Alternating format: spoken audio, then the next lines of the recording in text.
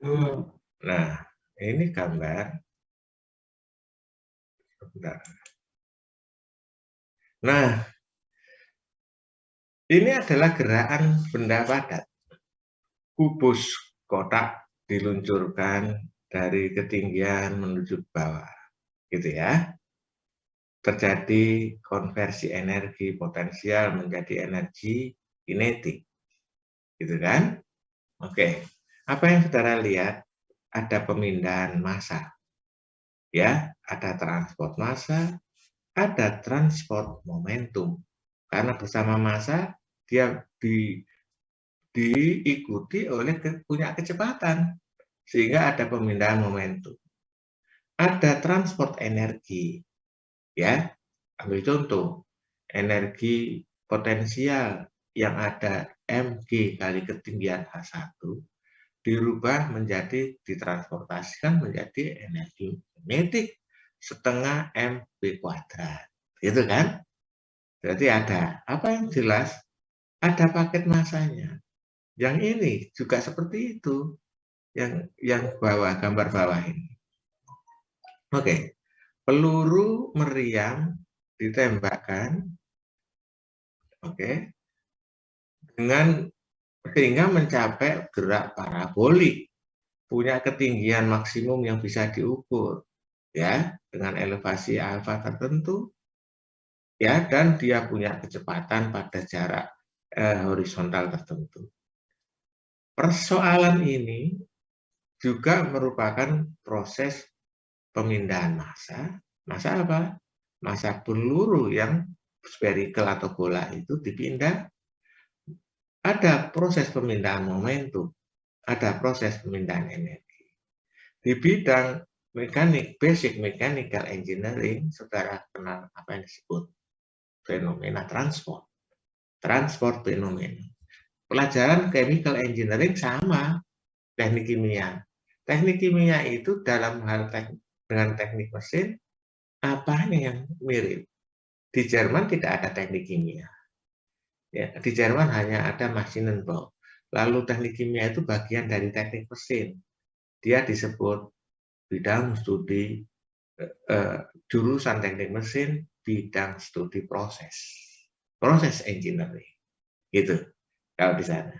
Makanya pelajarannya mirip, ada perpindahan panas, ada perpindahan energi, ada perpindahan momentum, ada perpindahan massa, ada. Pelajarannya disebut fenomena transport fenomena. Oke.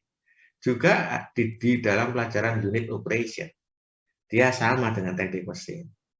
Ya, perencanaan pabrik. Oke. Di beberapa tempat proses kimia memerlukan pengertian tentang reaksi kimia dan termodinamika reaksi. Oke, Anda diajar? Tidak. Tetapi di bidang perencanaan elemen mesin, strength of material, mekanika teknik, anak teknik kimia tidak diajar sedetil saudara. Jadi ada overlap, ada yang tidak overlap. Nah, saya lanjutkan. Peristiwa bola yang ditendang oleh meriam ini, ya, juga berciri khas ada paket massa yang jelas bentuknya terlihat. Sekarang bandingkan situasi itu dengan ini. Oke, ini apa ini? Fluida dialirkan oleh sebuah blower sehingga tampak ada streamline-nya menunjukkan aliran. Aliran melintasi sayap pesawat yang sedang melintas di udara. Kalau sayap pesawatnya saya anggap diam, berarti fluidanya yang nampak mengalir. Oke, ini namanya airfoil, ya. Airfoil semacam benda yang di-streamline-kan, ya, dalam hal ini untuk menghasilkan lift tertentu dengan drag sekecil mungkin. Oke ya. Oke. Ini apa? Fluida mengalir dalam saluran tertutup, yaitu di dalam sebuah nozzle yang mempunyai pengecilan tenang, kecepatannya dipercepat. Ini apa? Fluida mengalir di dalam saluran tertutup tidak berbentuk silindris, tapi berbentuk kotak. Apa yang sama dari semuanya? Ada aliran fluida, ada pemindahan paket massa. Ada pemindahan massa. Tetapi tidak ada pemindahan paket massa. Tidak ada. Apakah fluida dialirkan dalam bentuk kotak-kotak gitu? Oh tidak. Fluida adalah zat alir. Ikatan molekuler dalam zat seperti fluida itu sangat lemah. Sehingga dia mudah bergerak, mengalir bila kena tegangan geser tertentu. Itu kan yang diajarkan di 21. Ya, baik oleh Pak Dilogi, Pak Sutarti, Bu Vivin, Pak Wawan, Nurikwan, dan sebagainya. Baik ya, seperti itu. Nah, apa yang menjadi sulit? Kalau saudara ditanyai tentang peristiwa ini, oke, tentang sesuatu yang kalau saya terapkan di sini sudah jelas, ya saya tanya, ya saya bertanya, berapa kecepatan balok pada elevasi H2 sama dengan 0? Berapa kecepatan peluru meriam tatkala hampir menyentuh tanah pada jarak horizontal sekian ini? Berapa kecepatan peluru meriam di puncak elevasinya? Oke, apa cirinya? Sebab paket massanya itu jelas wujudnya. Kita bisa merujuk pada namanya. Balok kayu, peluru meriam. Setiap parameter aliran, setiap properti gerakan yang ditanyakan selalu melekat pada sebuah possession, milik siapa? Gerakan balok. Berapa kecepatan balok kayu ini saat mencapai ketinggian H2 sama dengan 0? Siapa punya kecepatan? Balok kayu. Siapa punya kecepatan pada kasus kedua ini? Peluru meriam. Oke. Sudah jelas? Bisa dirasakan? Apapun? Lalu ini. Ayo, kasih pertanyaan yang sama. Berapa kecepatan fluida? Gitu ya. Saking tidak tahunya objeknya, disebut saja. Berapa kecepatan fluida? Terus kok nggak ada masanya ya? Oke, bisa nggak merasakan saudara? Mengerti itu diambil dari sebuah imajinasi, lalu dirasakan, oh ya, gitu ya. Oke. Berapa kecepatan, misalnya ambil yang ini, yang airfoiling. Berapa kecepatan fluida? Oke. Saudara pasti mencari sesuatu yang bunyinya gini. Yang mana? Yang mana? Karena siapanya nggak jelas. Oke. Karena itu Hermann Minkowski, dosennya Albert Einstein di Austria, pada tahun kedua dia kuliah di perguruan tinggi, mengenalkan continuum mekanik. Continuum fluid mekanik mengatakan tentang teori medan. Kata dia, jangan bertanya untuk gerakan fluida tentang siapa yang memiliki properti itu. Tetapi tanyalah pada sebuah rujukan yang jelas tentang lokasinya. Jadi bukan yang mana, tapi di mana. Oke, ya, coba ikuti kursor saya. Fluida mengalir melintasi airfoil. Datang. Melintasi. Dia dipercepat, terjadi acceleration of flow, lalu diperlambat. Berapa kecepatan di titik sekian dari ekornya? Maju sekian, X, Y sekian. Jadi tahu ya, dia selalu bertanya untuk fluida itu tentang lokasi. Dalam bahasa matematik, dia disebut sebagai koordinat ruangan. Gitu ya. Oke. Jadi tidak penting siapa yang memiliki kecepatan, siapa yang memiliki tekanan, siapa yang memiliki temperatur, tidak penting. Yang penting bagi dia adalah berapakah tekanan, kecepatan, temperatur, tegangan geser. Di mana? Di mana? Sehingga orang mengatakan properti gerakan fluida, baik yang berbentuk skalar seperti density, viscosity, temperatur, maupun yang berbentuk vektor, kecepatan, percepatan, gaya, maupun tensor atau stres, shear stress, normal stress, itu selalu merujuk pada di mana. Jadi gini, kalau bertanya gerakan fluida, setiap propertinya harus kamu tentukan di mana yang kamu tanyakan. Di X berapa? Ini coba ya, lihat ya gambar saya ini, yang kotak. Ada net, nah ada net ini. Net itu menunjukkan posisi titik-titik yang dibangun atas posisi X, posisi Y, dan posisi Z tertentu. Gerakkan posisimu ke arah X, lalu ke arah Y, lalu ke arah Z. Maka saudara akan temukan sebuah titik. Lalu tanyakan, di mana kamu akan dapatkan kecepatan di situ.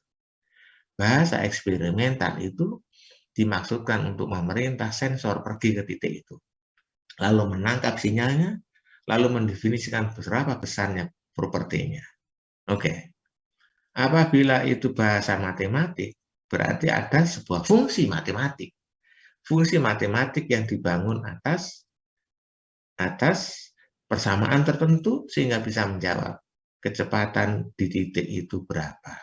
Oke, inilah dasar berpikir yang dikembangkan dalam kontinium mekanik oleh Bapak Profesor Hermann Minkowski yang ada di Sekolah Tinggi Teknik di Austria saat Einstein berada di tahun kedua saat itu di universitas itu. Albert Einstein adalah salah satu murid beliau. Oke, ini seperti ini. Kalau kita punya koordinat silinder, kita ingin mendefinisikan properti fluida, baik skalar, vektor, maupun tensor, stres, kita juga dihadapkan pada peristiwa yang sama, yaitu di mana. Tetapi di sini koordinatnya koordinat silinder. Kalkulus mengatakan koordinat silinder X, R, dan theta, yaitu X ke arah horizontal, posisi radiusnya berapa, posisi sudut kelilingnya berapa. Oke. Dan dalam teori medan atau kontinu mekanik ini, orang masih juga membutuhkan informasi waktu. Sebab ada properti yang berubah-ubah terhadap waktu, gitu ya, yaitu berapa pada 5 detik kemudian, 15 detik kemudian. Seringkali di titik itu dia berubah terhadap waktu. Oke, ya. Ini teori yang paling penting.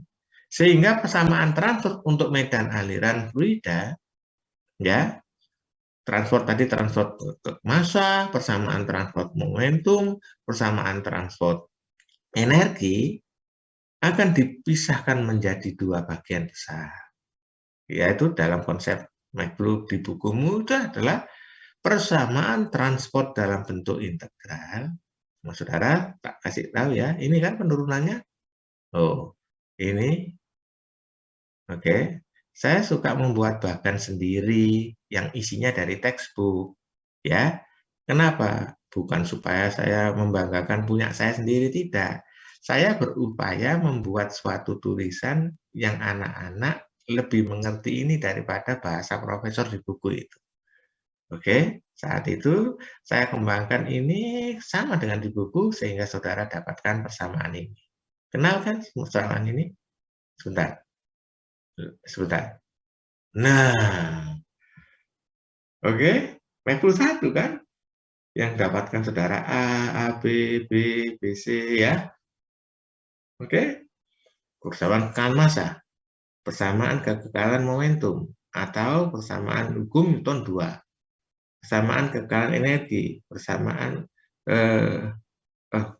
ini hukum Newton 2, ini persamaan hukum termodinamika pertama. Di mana E adalah energi dalam, V kuadrat per 2 per GZ. Nah, itu maksudnya? Nah, ini sudah saudara pelajari.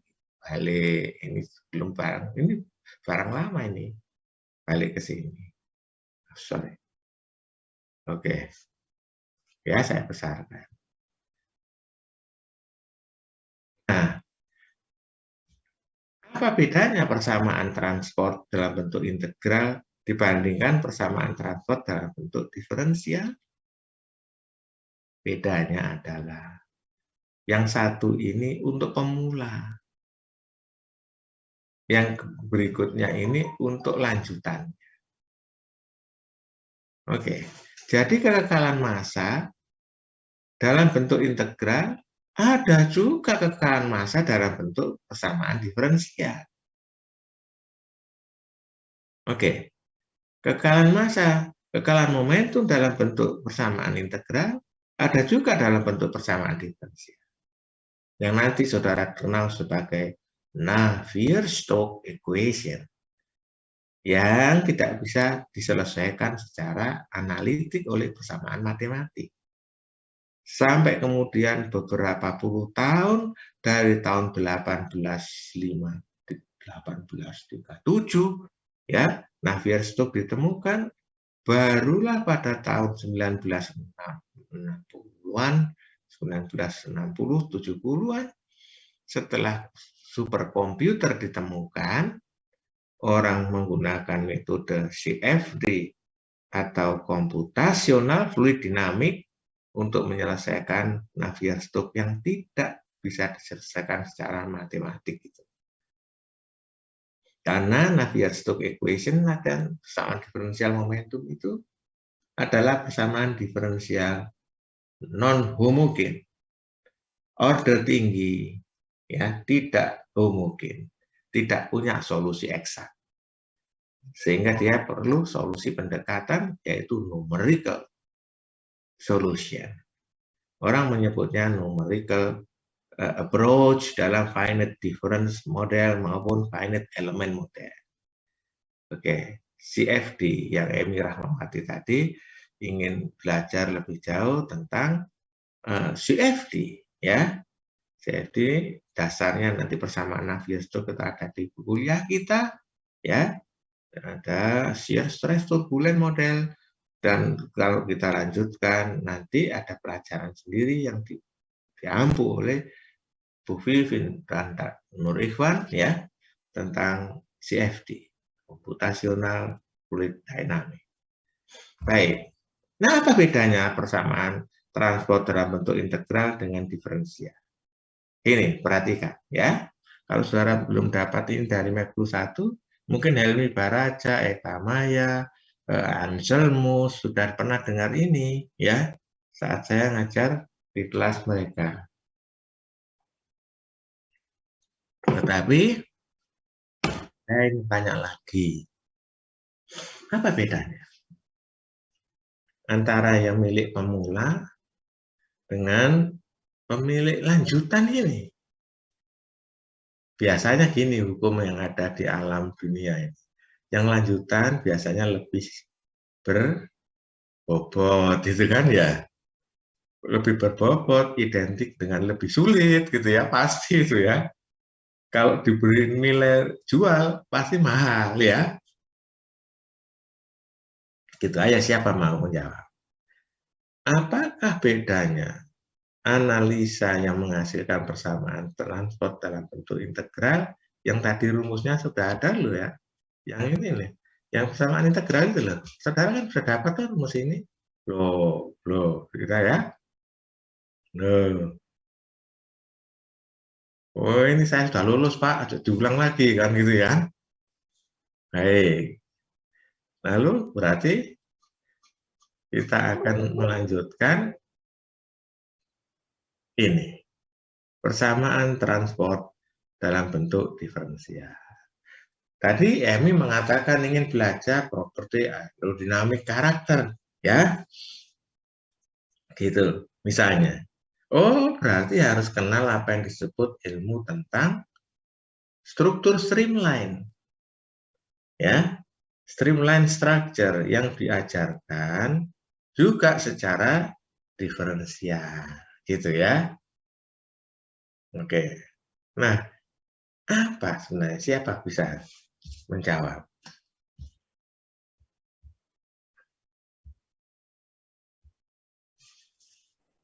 Silakan. Pak izin menjawab. Siapa? Risa Hadarasan. Oh, ini juga pernah dengar saya nama ini.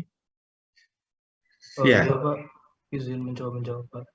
oke. Kamu ikut kelas saya dulu. Iya Pak, dulu semester 2 Pak. Oke, silakan Rizal.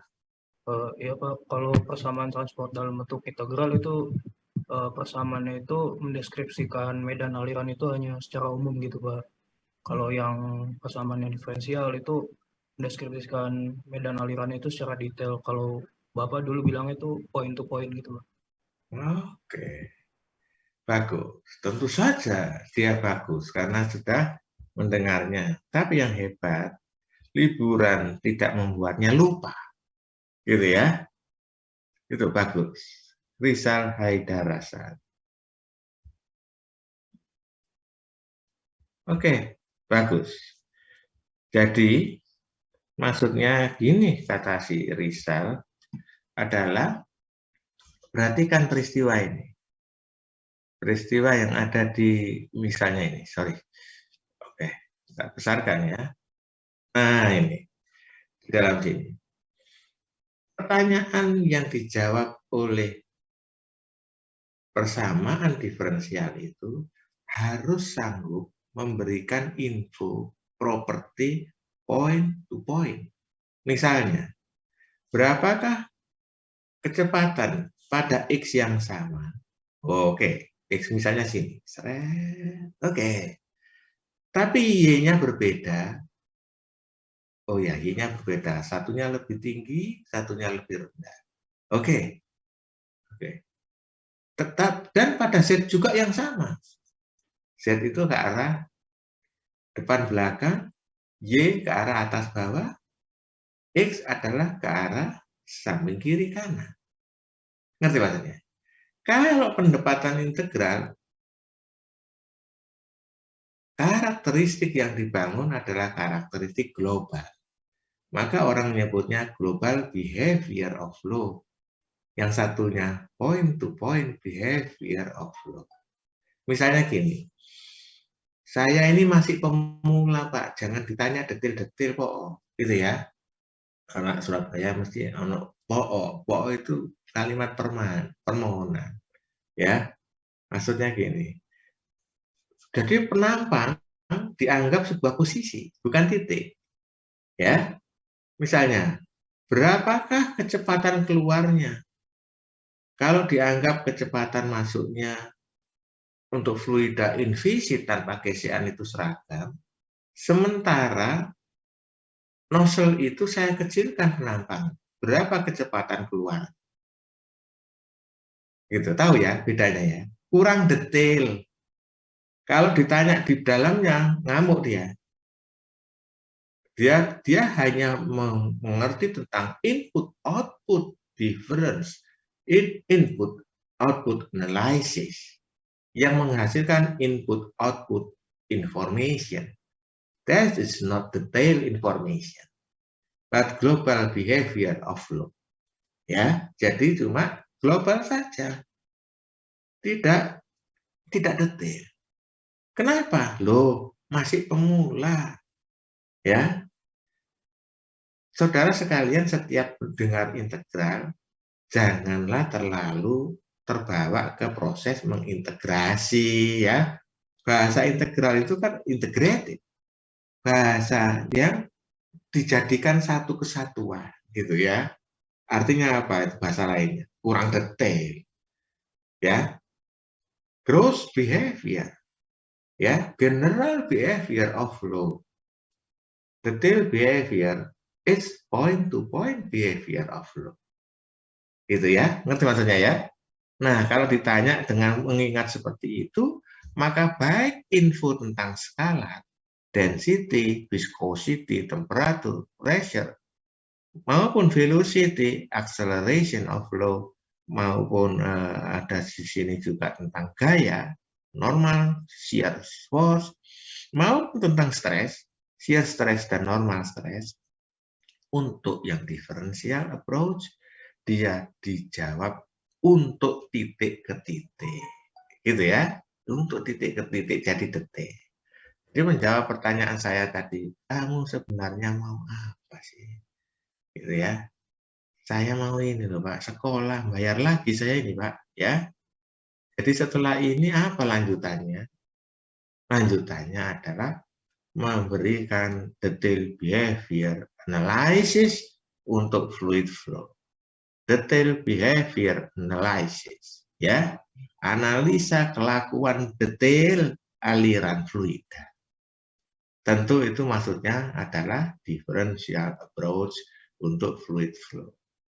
Gitu ya, pendekatan diferensial. Sudah? Jelas? Adakah yang saudara tanyakan? Oke. Sebentar. Saya juga punya gambar ini. Saya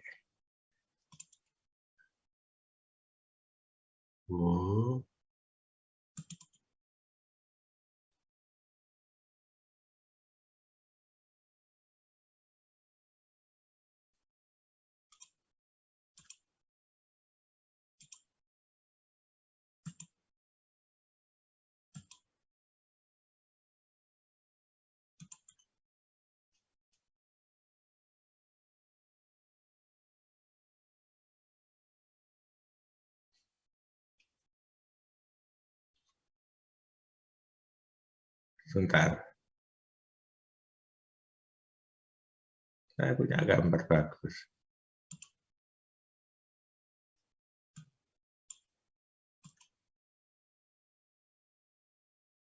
Saudara sudah lihat ini? Halo? Oke. Ini bisa dikerjakan hanya dengan persamaan diferensial. Oke. Saya sengaja milih gambar yang ada garis alirnya. Selain nampak keren, impresif, memberikan motivasi yang kuat, ya, juga terkait dengan kuliah kita. Begitu saudara selesaikan persamaan diferensial kekekalan massa, continuity equation, segera saudara diajak untuk mempelajari fungsi garis alir yang disebut sebagai stream function. Oke. Jadi ini membuatnya seperti apa Pak ini? Ini matematika modeling. Jadi garis ini dibikin dengan sebuah fungsi matematik. Profil kecepatan pada sayap pesawat ini juga dibentuk dengan mathematical device, ya, atau fungsi matematik. Baik saat dia berada di sayap maupun saat dia meninggalkan sayap. Oke, sebentar. Ada juga, wah ini katanya Emi Rahmawati ingin jadi ahli ini, ya. Oke, kalau diamini, ya, malaikat akan mengamininya. Saya akan sitir sesuatu ya, mohon maaf yang beragama lain, tapi intinya sama. Kata Allah SWT itu begini, aku ini sebagaimana prasangkamu terhadap aku. Gitu. Kalau kamu berprasangka baik kepada saya, kamu akan dapat kebaikan. Gitu. Ngerti maksudnya ya? Maka biasanya doanya sama. Saya dulu, anak saya itu satu, putri, nah, M50, kalau nggak 51, namanya Mbak Retno. Ada namanya banyak terpampang di dinding plat bawah itu loh, plakat bawah, gitu. Oke. Waktu bayi, dia saya ajak mencari tempat di mana teori boundary layer itu dikisahkan pertama kali oleh Ludwig Prandtl di kota Heidelberg, Jerman Selatan. Saya foto di depan ruangnya waktu dia presentasi. Itu doa loh itu.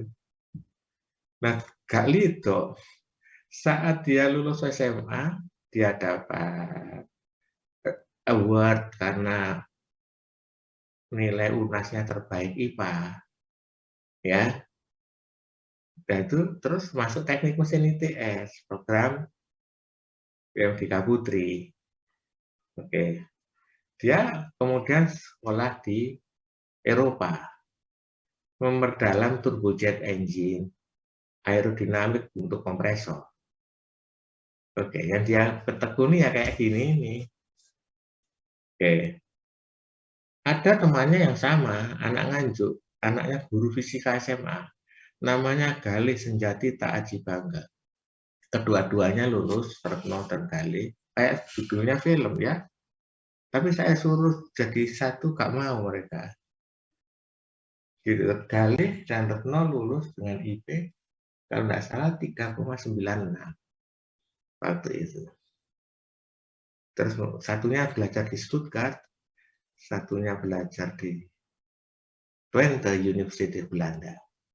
Galih jadi dosen di Stuttgart, TU Stuttgart Jerman, hingga 5 tahun. Sekarang pindah ke Inggris.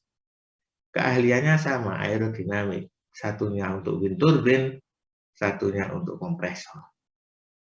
Sekarang Retno jadi kepala divisi analisa kegagalan dari Garuda Maintenance Facility. Dia mau tidak pulang, saya sebutkan bahwa kamu harus pulang ya, karena kamu dibutuhkan di sini. Baik. Nah, apa yang saudara lihat ini? Bagus ya. Saudara bisa bikin karya semacam ini untuk adik-adikmu di jurusan ya. Ajukan ke dosen pembimbingmu, ini gampang kok, Nak. Ada objek di lorong angin. Di sini saya dulu pernah bikin, ada banyak pipa-pipa yang bisa mengeluarkan asap. Ya. Tidak usah dihembus dari dalam, tangki pipa asapnya supaya keluar.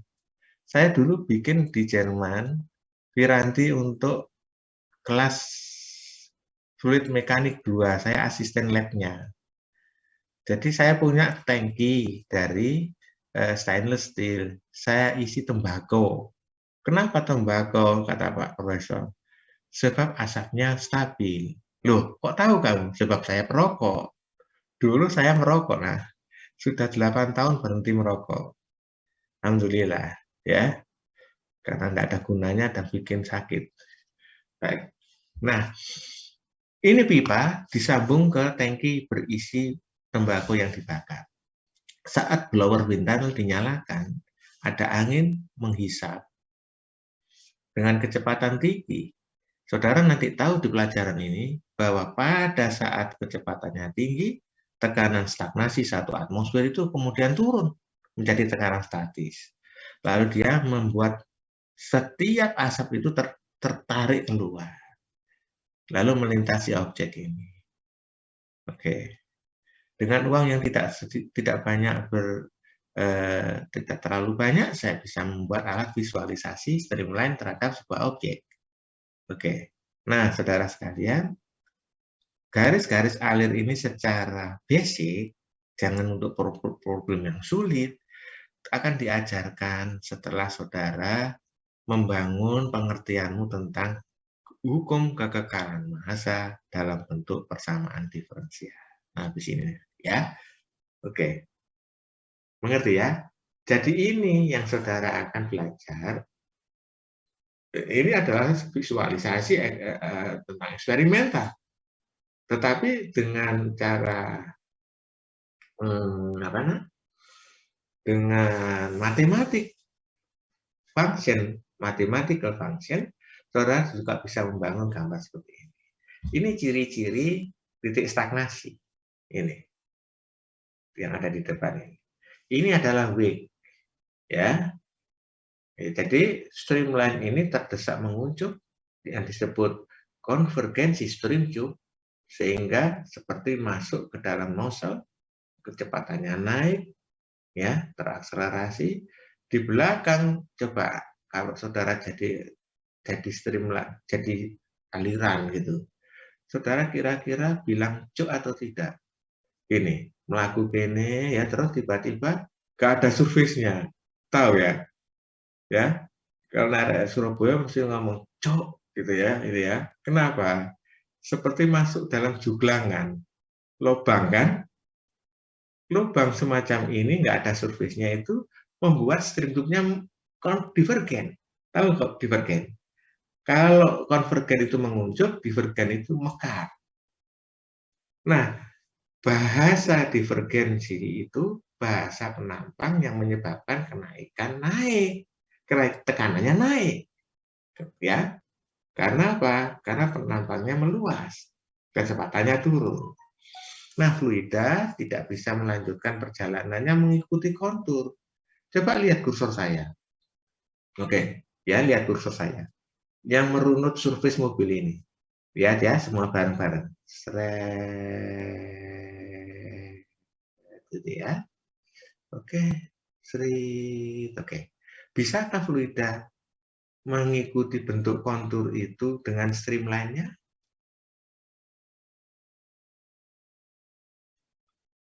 Jawab.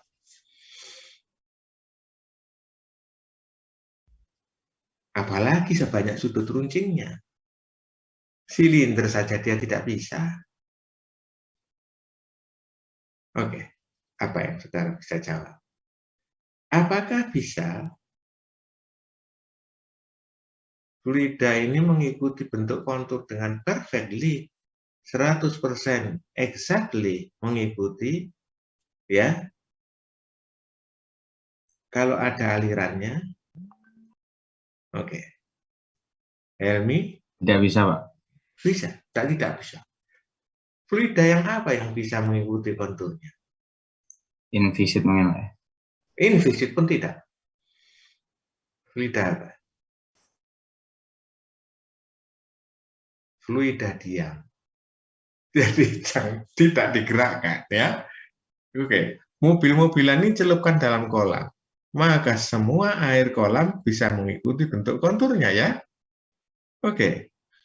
Hukum apakah yang menyebabkan dia tidak bisa mengikuti bentuk konturnya? Hukum apa? Hukum fisika apa? Yang membuat dia tidak bisa mengikuti bentuk konturnya dengan sempurna?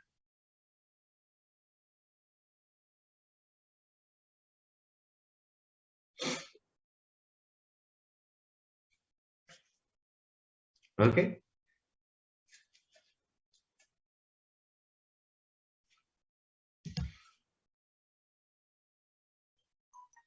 Halo? Hukum kontinuitas, Pak. Kontinuitas. Oke, kontinuitas tidak yang pertama kali menyebabkan dia. Pertama kali sebab itu disebut apa ya? Causa prima. Causa prima. Bukan causa prima, kontinuitas. Tetapi hukum Newton 1. Apa bunyinya hukum Newton 1? Muhammad Fadil Zain. Bunyinya gini kan? Kalau dia cenderung diam, maka dia akan cenderung tidak mau digerakkan. Kalau sudah bergerak, dia tidak mau didiamkan. Gitu kan? Contohnya, kamu berdiri di atas bak truk, melaju, direm, srit. Kenapa jelungu? Karena kamu masih ingin terus. Gitu ya? Oke, kamu diam, tiba-tiba digerakkan, ditarik tumpuan kakimu. Kemana kamu? Jelungup atau ke belakang? Ke belakang kan? Karena kelembaman alam fana ini ya menyebabkan dia tidak mau dirubah. Gitu. Jadi ini filsafatnya alam fana adalah semua yang ada di alam dunia ini tidaklah serta-merta mau dirubah. Gitu. Nah, coba ya diikuti dengan ini. Seperti apa? Fluida ini kalau cenderung di atas kap mobil ini datar, dia akan cenderung datar. Ya sedikit ikut bolehlah karena ini ada turunnya surface, ya. Tetapi dia tidak bisa mengikuti kayak gini. Yang di atas kaca, lihat kaca depan, ya. Dia sudah terlanjur dibawa naik loh, ya. Maka dia tidak bisa lantas tiba-tiba mendatar dengan enak. Tetapi dia selalu buka. Lah, kayak ini, gambar saya ini, coba ikuti. Ini. Oke? Dia sudah terlanjur mengikuti arah bahwa dia harus naik. Maka disuruh datar, dia butuh waktu. Nah, pada saat dia buka streamline-nya itu, pada saat dia divergen, terjadi apa? Terjadi kenaikan tekanan, sehingga ada reverse flow. Ada aliran terpusar balik. Itulah yang menyebabkan gaya triknya naik. Ya, itu namanya local spiration. Local flow spiration menyebabkan ada gaya trik. Nah, maka kalau dia mau memperkecil gaya treknya, diapain? Coba saya gambar ya. Gambar itu, kalau saya gini kan, oke dia. Dia akan gini, akan oke.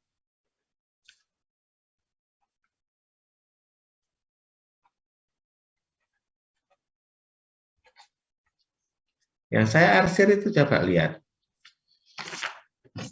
Di bawahnya. Dibandingkan yang itu.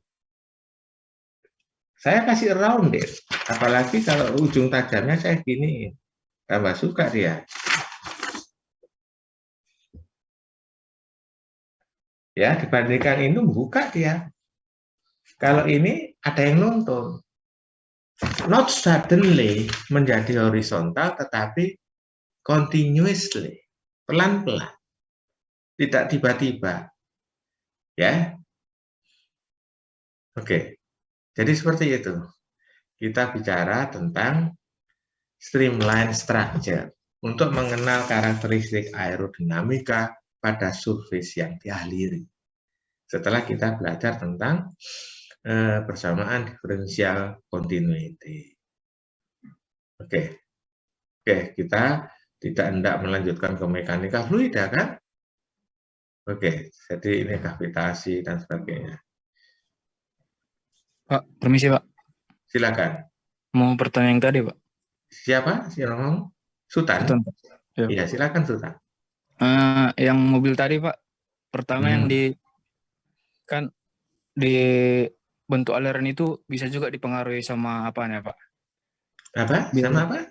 Kayak yang kubaca Pak, biar aliran itu biar kayak mendekati kata sempurna itu di tiap ujung-ujung aliran itu dibuat bentuk kayak misalnya bentuk mobil itu dia kayak tumpul Pak, melengkung gitu Pak, bukan tajam kayak mobil tadi itu kan kayak di dekat kaca sama apanya itu tajam dia Pak. Kalau dibuat melengkung dia jadi bisa mengikut kan Pak? Iya, itu yang barusan saya sampaikan di kertas saya juga. Itu namanya mendekati bentuk streamline surface, seyogyanya dibikin mendekati bentuk streamline. Namanya streamlining body. Gitu kan? Ya. Terus Pak, yang buat kan dari prinsip aliran itu Pak, menurut boundary layer itu makin dekat dia ke permukaan, terus kecepatannya itu makin mendekati nol kan Pak? Iya. Kalau dia makin menjauhi, jadi Pak kan di antara mobil itu kan, di antara mobil dan tanah ini kan di bawahnya itu ada sela-selanya Pak.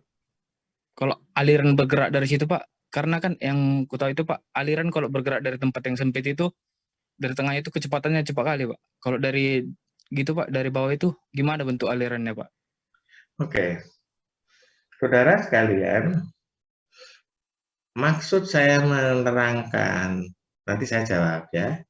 Maksud saya menerangkan bentuk gambar-gambar ini sebenarnya adalah mau menunjukkan bahwa urutan pelajaranmu nanti agar bisa membicarakan yang Sultan sekarang tanyakan itu adalah mengenal bentuk streamline dari persamaan matematik, kan gitu ya.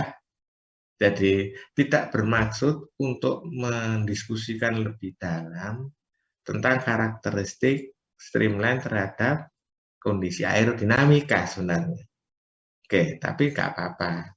Saya akan jawab dulu pertanyaan yang tadi. Tadi ada streamline-nya ya. Jadi makanya mobil-mobil yang sport, mobil sport itu kayak apa ya? Coba saya gambarkan di sini. Bangunnya.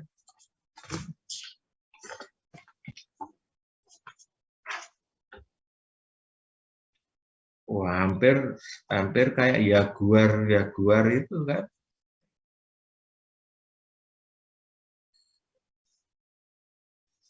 Ini ya, coba.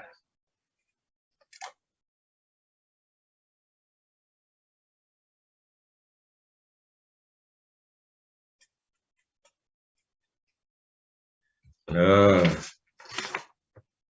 gini ya, dia akan lebih mudah menerobos tirai fluida. Kalau saya lanjutkan gini dengan kecepatan 250 km per jam bisa terbang dia. Kayak airfoilnya saya pesawat.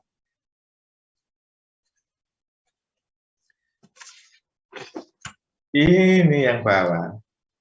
Cenderung sudah bisa terbang gitu. Nah. Ngerti maksudnya? Karena ada perbedaan tekanan yang signifikan antara atas dan bawah. Itu namanya streamlining body. Ya, baik. Nah, setiap penyempitan, setiap aliran viskus yang terjadi di alam fana ini tidak ada fluida ideal invisit, itu tidak ada. Yang ada adalah fluida semuanya viskus. Punya cenderungan menghasilkan gaya gesek.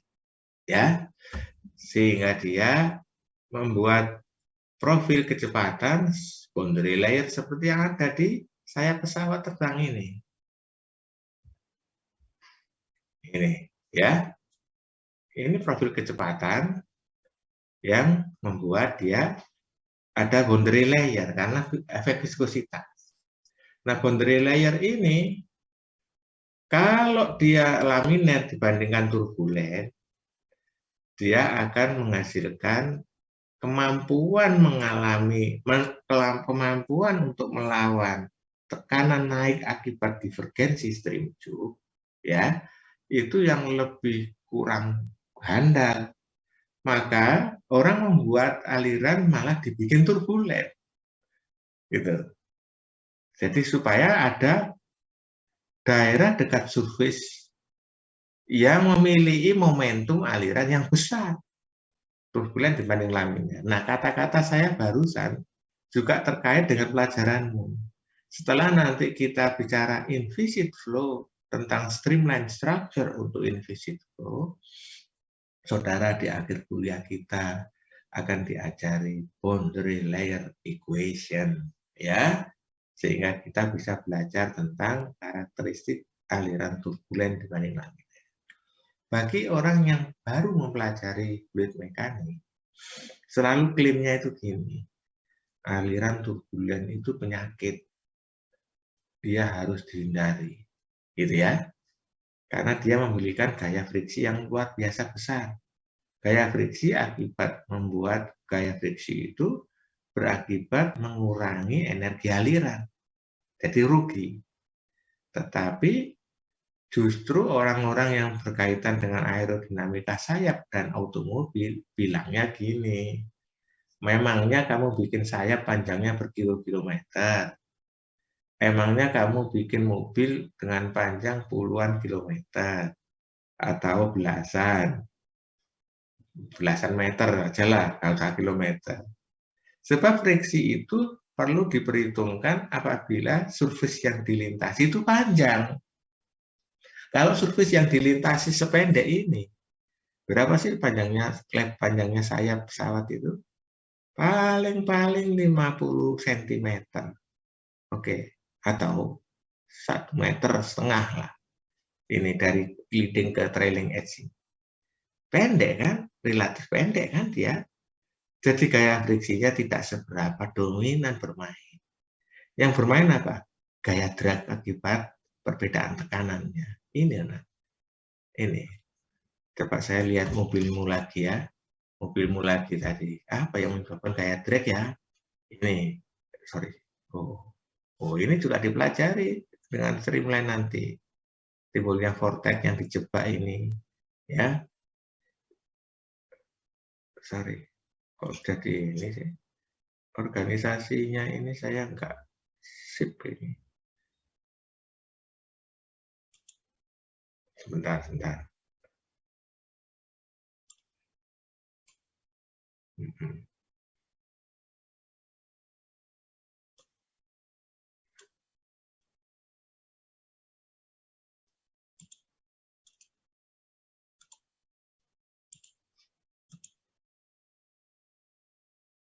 Mana mobil ada ya?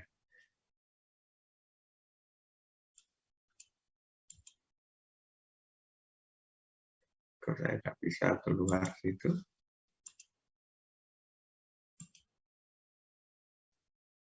Sebentar.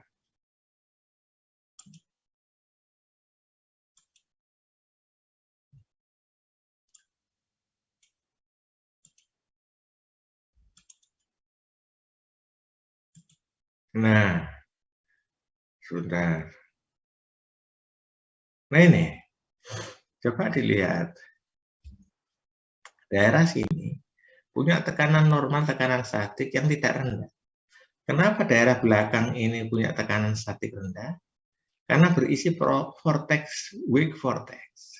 Ya, setiap vortex, baik akibat separasi maupun akibat engineering judgment yang lain, setiap pusaran itu menghisap.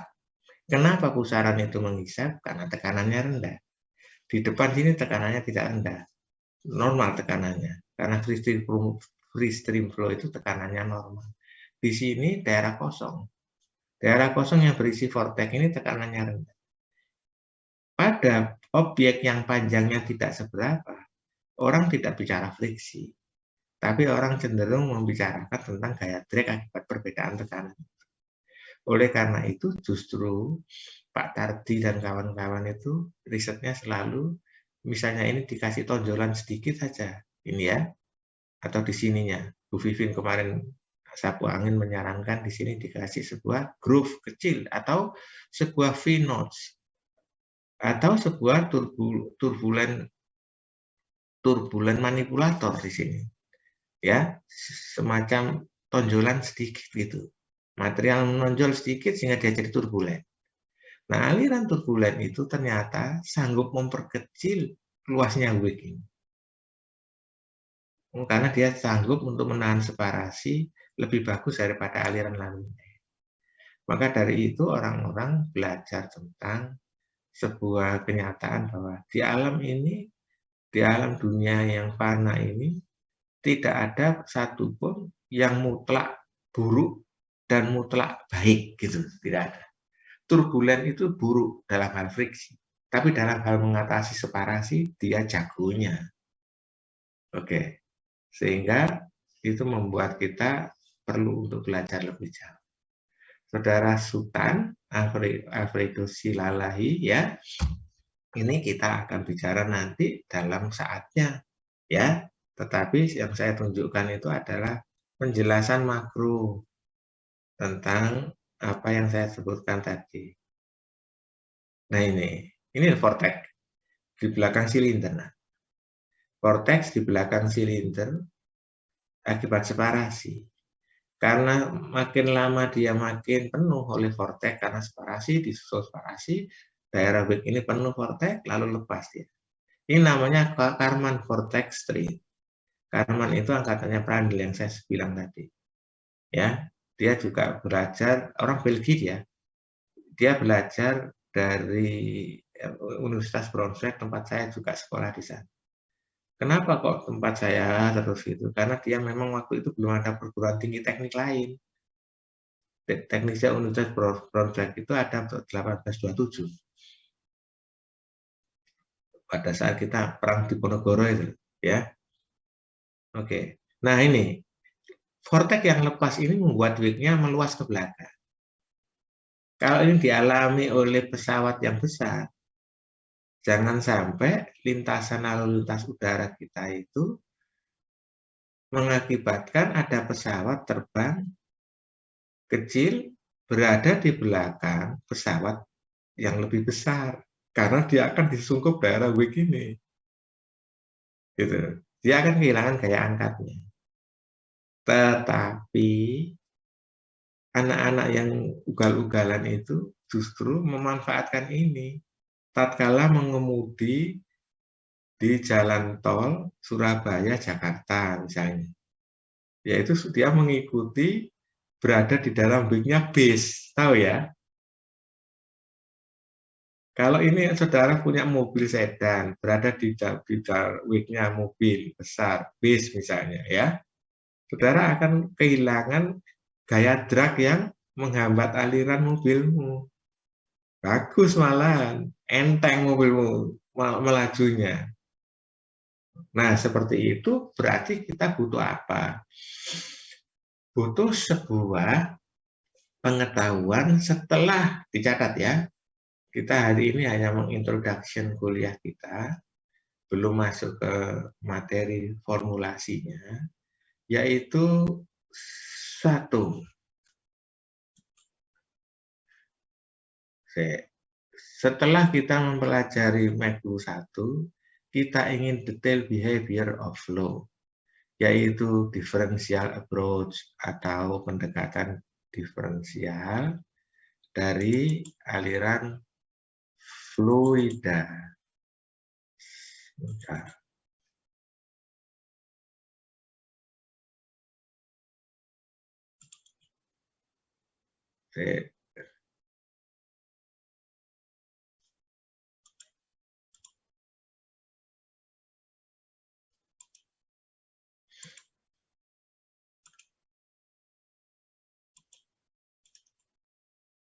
Nih ini conservation of mass ya, differential analysis, kekekalan massa dan di dalam bentuk baik koordinat kartesian maupun koordinat silinder.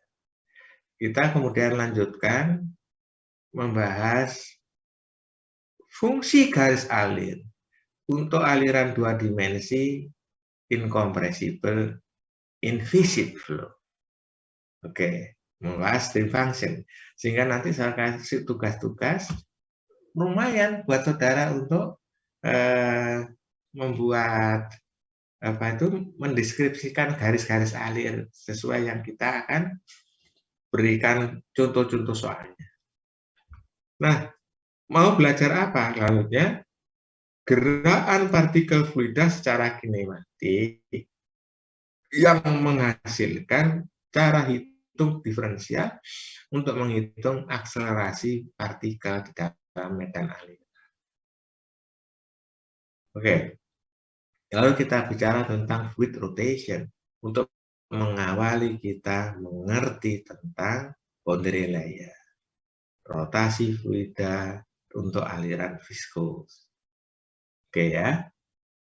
Nah, jadi ini jelas-jelas menunjukkan deskripsi sebuah lanjutan dari MECU 1 yang kurang detail menjadi mekanika fluida 2 yang lebih detail. Oke, lalu kita bicara setelah kekekalan massa adalah persamaan momentum atau kekekalan momentum dalam bentuk persamaan diferensial. Oke, menghasilkan Navier-Stokes equation. Nah, ini dia saudara, yang tadi saya sebutkan. Oh ini, Karman vortex tree. Ini bisa telah terbukti ikut menyumbang malapetaka Tacoma Bridge yang ada di Amerika Serikat tahun 70-an itu. Jadi gerakan vortex yang meninggalkan objek yang disebut Karman vortex tree, kalau diterjemahkan apa? Dalam bahasa Jerman, Karman-Wilhelmstraße, ya, jalan vortex dari von Karman gitu. Saudara, coba kalau berhadapan dengan gini, saudara kira-kira bisa membayangkan apa yang terjadi di objek silinder ini. Kalau di belakangnya ada situasi kayak gitu. Vortex penuh, keluar, dibuang, vortex penuh, kuliah. Ini, separasi terjadi, wave terisi vortex. Separasi terjadi, wave terisi vortex. Vortexnya penuh, dibuang keluar. Itu terulang lagi. Lalu bentuknya kayak gitu. Apa yang terjadi di objek silinder itu? Silinder itu seperti digoyang dalam aliran unsteady. Tahu? Karena di belakangnya tidak steady aliran. Kenapa? Ya, berubah terus terhadap fungsi waktu. Memang sih berubahnya harmonik, bisa sinusoidal itu, mendekati. Tahu ya? Nah, tiang-tiang yang kena angin di sebuah menara atau di sebuah jembatan itu, dia bisa digoyang gini. Dan itu berinterferensi tambah lama tambah kuat.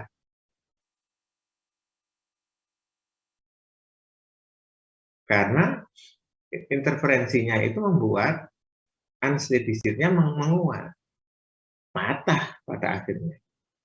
Tiang kayak jembatan Suramadu itu jangan biarkan satu patah, sebab akan diikuti oleh yang lainnya. Dia merupakan sebuah struktur yang kompleks soalnya. Ini kayak lift-nya ini. Lihat grafiknya. Pelan, menguat gitu ya kan. Oke, seperti itu. Jadi kembali ke persamaan kita, momentum equation, lalu bicara tentang Navier-Stokes equation. Nah ini yang akan kita lakukan awal minggu depan, ya setelah kita selesai, yaitu differential continuity equation, menghasilkan persamaan diferensial seperti ini, yang berbeda dengan persamaan integral tentang kontinuitas yang ini. Jadi ini dalam bentuk integral, inilah dalam bentuk diferensial. Sama ini, tapi ini pendekatannya global, ini lebih detail. Lalu lanjutannya kita belajar setelah tahu persamaan diferensial continuity tentang stream function. Oke. Nah, materi kuliah untuk minggu depan akan saya berikan via email ke komting yang akan kita pilih hari ini. Ya. Kemudian akan kita distribusikan ke masing-masing saudara. Materi yang mana akan ada ini. Saya punya lagi satu, yaitu materi stream function secara lebih detail dalam tulisan tangan. Stream function dan akselerasi. Ini, kalau tidak salah.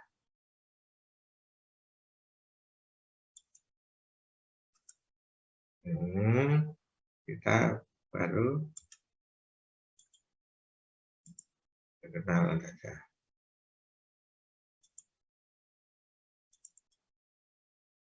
Nah ini, ya, ini saya ambil dari buku, saya berikan dalam pendekatan yang sedikit berbeda gitu dalam ilustrasinya, lalu kita bicara tentang akselerasi dan fluid rotasi, stream function dan potential function. Beberapa bagian saya tambahi ilustrasi sendiri. Nah, kita khusus akan berlatih tentang ini. Nah, kayak gini nih, nak. Nanti PR-nya akan menarik. Kamu bisa gambar ini sendiri dengan program softwaremu. Setelah matematikalnya kita selesaikan. Oke. Saya juga punya.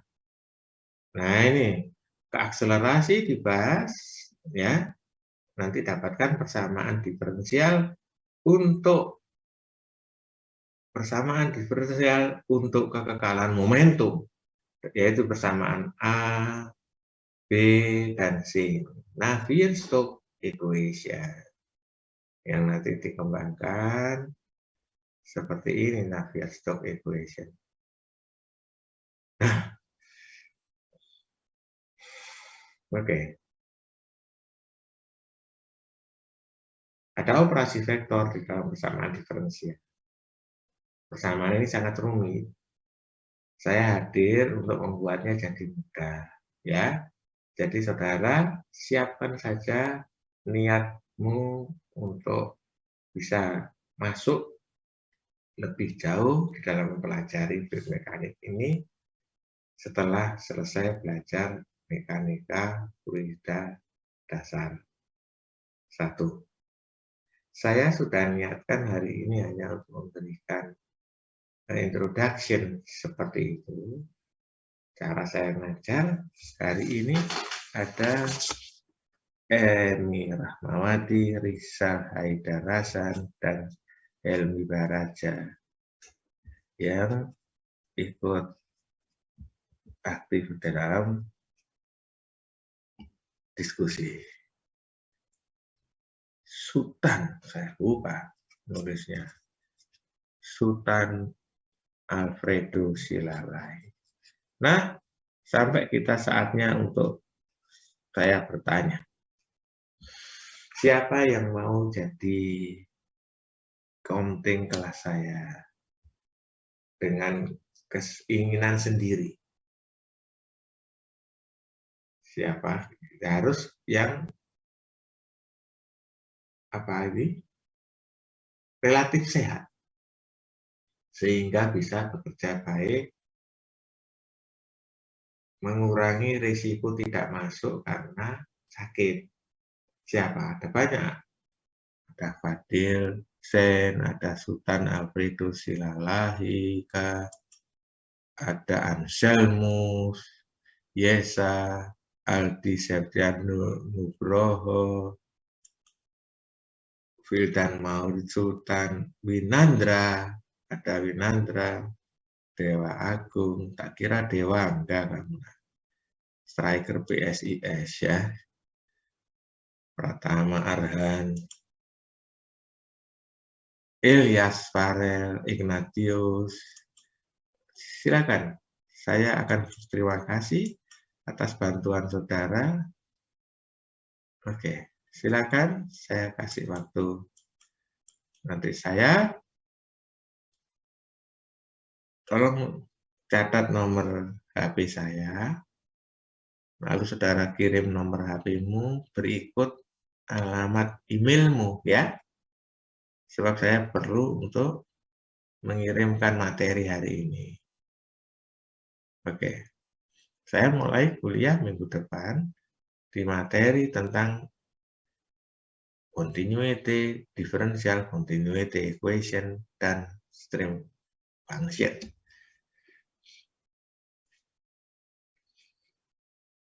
Silakan. Saudara, siapa? Saya tunggu. Anselmus, ada Risa, ada, tapi yang sungguh-sungguh mau ya, kayak Helmi Baraja kemarin. Ada Winandra, ada Dewa Agung, Dion Adi Santosa. Silakan. Saya Pak, gitu loh. Oh iya, Winandra angkat tangan. Ya nak. Gimana? Mengajukan diri Pak untuk menjadi ketua kelas Pak. Oke, Winandra bersedia ya? Baik Pak. Baik. Alhamdulillah. Tugas counting adalah pertama pagi-pagi ya, kurang setengah jam gitu, menerima info kode presensi absen ya, yang bisa teman-teman yang mengisi absennya. Yang kedua, mentransformasikan materi kuliah. Bikin kelompok supaya saudara bisa sekali kirim ke semuanya ya. Kalau mungkin di PDF kan seperti apa, saudara kan lebih pintar dari saya tentang teknologi digital gitu ya. Yang kedua, mengumpulkan ke saya, ke email saya, tugas teman-teman Anda. Gitu ya, cari Nandra. Ya. Oke. Juga siap memberi informasi tentang perubahan kuliah atau kuliah tambahan. Gitu ya. Baik. Saudara sekalian, saya cukupkan kuliah kita di sini dulu untuk hari ini saja, ya. Terlebih-lebih karena saya habis vaksin kemarin itu. Sekarang badan saya nggak karu-karuan, rasanya pucat semua ya. Mata saya berair terus, kena kayak nggak tahu ya, disuntik. Awalnya kok malah seperti itu. Tapi hampir semua orang mengalami booster seperti itu. Oke. Nanti kalau ada perubahan offline kuliah, saya infokan sebelumnya Winanda. Ya, sebelumnya supaya saudara siap datang ke kampus. Tapi tidak kuliah kedua dan ketiga. Ya, umur saya ini cukup berisiko untuk ketularan, ya. Jadi seperti itu. Sehingga defaultnya memang online. Kita kerjasama untuk membuat kelas dengan pelayanan terbaik walaupun online, gitu ya. Baik, terima kasih untuk atensi saudara sekalian. Terima kasih untuk aktivitas Emi Rahmawati, Rizal, Helmi, dan Sultan Alfredo. Pak Pinandra juga hari ini. Pinandra belum aktif ya. Baik, mulai minggu depan.